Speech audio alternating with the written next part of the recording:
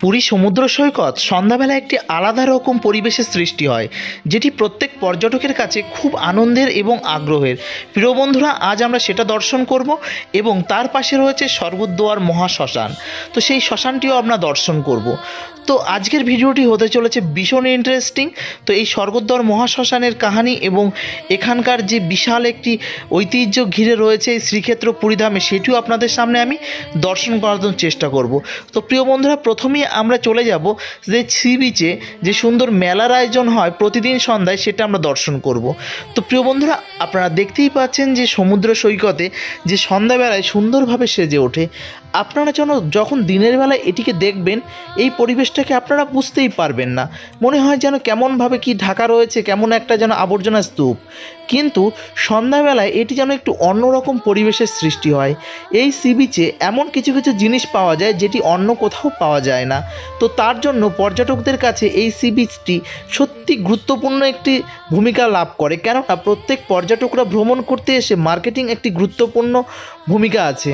কেননা পুরুষদের একটি আগ্রহ না থাকলেও মেয়েদের বা মায়েদের বা বোনেদের এই আগ্রহটা ভীষণভাবে থাকে যে এই সি বিচে যে নতুন নতুন অনেক রকমের ড্রেস থেকে শুরু করে বিভিন্ন চাদর এবং আত্মীয় স্বজনদের জন্য নিয়ে যাওয়ার জন্য অনেক রকমারি জিনিস, এবং বাচ্চাদের জন্য রয়েছে বিভিন্ন সুন্দর সুন্দর খেলনা। এবং এখানকার সবথেকে গুরুত্বপূর্ণ জিনিস হচ্ছে শঙ্খ, শাঁখা এবং কড়ির বিভিন্ন রকমের ডিজাইনের জিনিস। তো প্রিয় বন্ধুরা, প্রত্যেকটা জিনিস নেবার সময় আপনারা অবশ্যই সেটিকে যাচাই করে নেবেন, কেননা একটি শঙ্খের দাম আপনাদের কাছে 1000 টাকা চাইলেও সেটি পরবর্তীকালে 200 টাকা বা 250 টাকায় বিক্রি হতে পারে। তো এখানকার থেকে একটু মার্কেটিং করার সময় একটু বার্গারিং করে নেবেন, না হলে আপনাদের ভীষণ প্রবলেমে পড়তে পারেন। তো প্রিয় বন্ধুরা, এই সি বিচের কাছে অনেক সময় দেখবেন বিভিন্ন রকম চেয়ার পাতা থাকে। আপনারা ভুলেও সেই চেয়ারে বসার আগে একবার করে জিজ্ঞাসা করে নেবেন, কেননা ওই চেয়ারগুলোকে বসতে গেলে কিছু টাকা দিতে হয়। তো প্রিয় বন্ধুরা, এই বিষয়গুলো আপনারা নজর দেবেন, কারণ এই সি বিচে আপনারা যাই করুন না করুন একটু সচেতনভাবে এবং জিজ্ঞাসা করে করবেন, এবং পকেটমার থেকে সাবধান।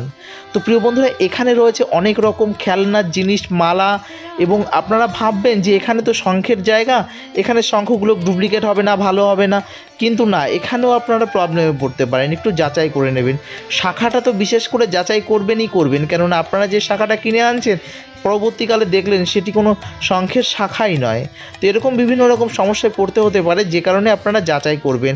আর এমন কিছু কিছু পিতলের বিভিন্ন জিনিস আপনারা এখানে দেখতে পাবেন, কিন্তু আমার মনে হয় কষ্ট করে এগুলো না কেনাই ভালো, কেননা আপনাদের কাছাকাছি অনেক জায়গায় এই ধরনের সুন্দর সুন্দর ডিজাইনের পেতলের জিনিস আপনারা পেয়ে যাবেন, সেগুলো অনেক স্ট্যান্ডার্ড এবং অনেক ভালো।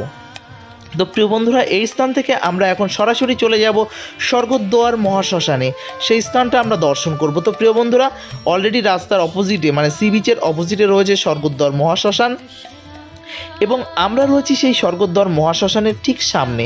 তো প্রিয় বন্ধুরা, এই স্বর্গদ্বার মহাশ্মশানটি সত্যি এত সুন্দর, আপনি হয়তো বুঝতেই পারবেন না, কারণ ভিতরে না ঢুকলে আপনি বুঝতেই পারবেন না যে আপনি কোনো শ্মশানে চলে এসেছেন।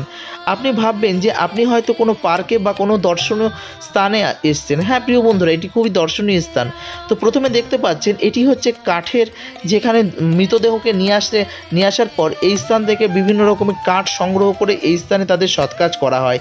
এবং এখানে দেখতে পাচ্ছেন বেশ কয়েকটা কাউন্টার, কেননা লাইনে দেখুন আমাদের ছোট্ট থেকে শুরু করে মানে জন্ম কার্ডের থেকে শুরু করে ডেথ সার্টিফিকেট পর্যন্ত সমস্ত স্থানেই আমাদের লাইন দিতে হয়।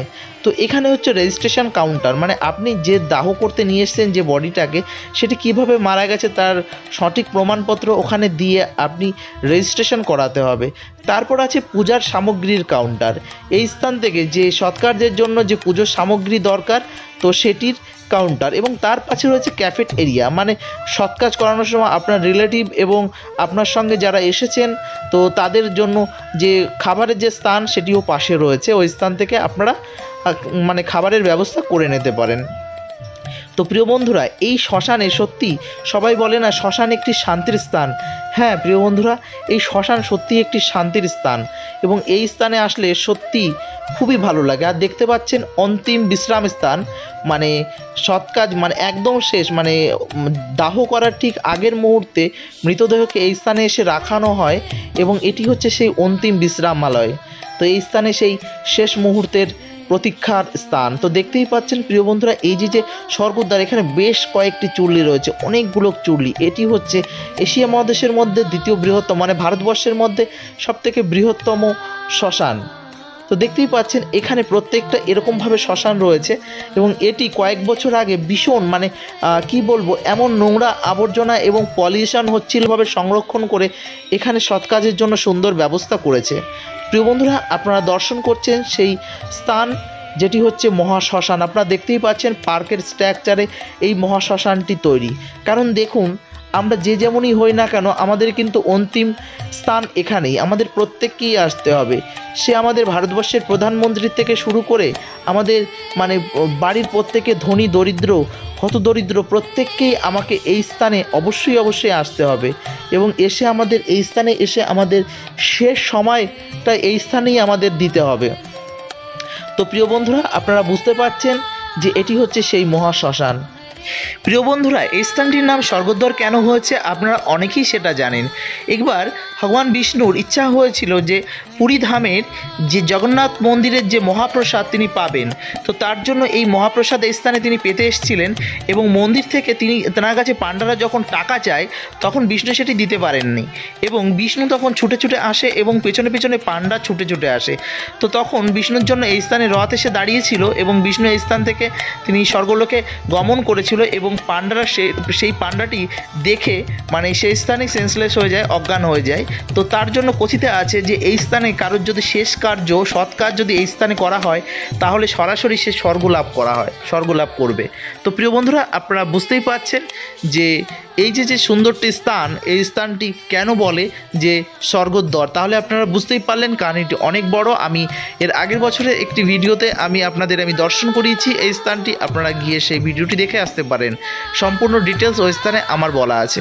তো প্রিয় বন্ধুরা, এই স্বর্গদ্বার শ্মশানের চারিদিকে রয়েছে বিভিন্ন রকমের মূর্তি, এবং এখানে রয়েছে দেবাদিদেব মহাদেব রয়েছে, বিভিন্ন কালী রয়েছে। তো এমন অনেক মন্দির, এখানে ছোট মন্দির রয়েছে, যেগুলো আপনারা দর্শন করতে পারেন এবং ভীষণ ভালো লাগবে। আপনারা আসলে এই স্থানে অবশ্যই দর্শন করবেন, কেননা শ্রীক্ষেত্র পুরীধামে আসলে প্রত্যেকটা জিনিসই খুবই গুরুত্বপূর্ণ। তো আপনাদের একটু ধীরে ধীরে সেই স্থানগুলো দর্শন করবেন। আপনারা শুধু সমুদ্র স্নান এবং আপনাদের এই বিভিন্ন স্থান ভ্রমণ করাই আপনাদের কার্য নয়, এর পাশাপাশি আরও যে স্থানগুলো রয়েছে সেই স্থানগুলো আপনারা রয়েছে। দেখতেই পাচ্ছেন যে স্বর্গদ্বার থেকে আমরা সরাসরি বেরিয়ে চলে এসেছি রাস্তায় এবং সি বিচের সামনে। তো আপনারা অবশ্যই আসবেন প্রিয় বন্ধুরা। আর এই যে মেলায় তো অবশ্যই টাইম কাটাবেন।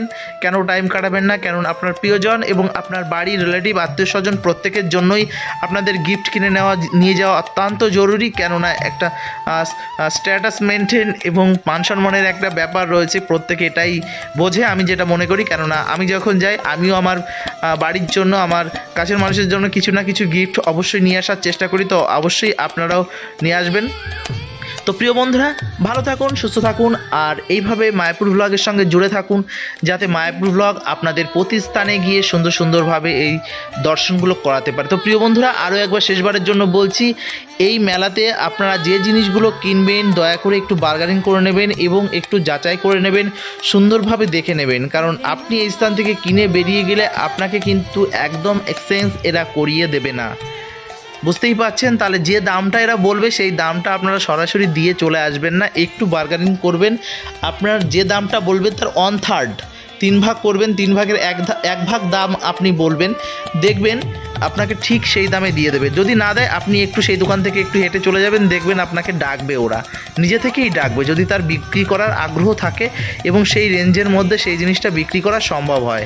তো প্রিয় বন্ধুরা, ভালো থাকুন, সুস্থ থাকুন, আর জয় জগন্নাথ। অবশ্যই শ্রীক্ষেত্র পুরীধামে আসুন আর শ্রীধাম মায়াপুরে আসুন। হরে কৃষ্ণা, জয় জগন্নাথ।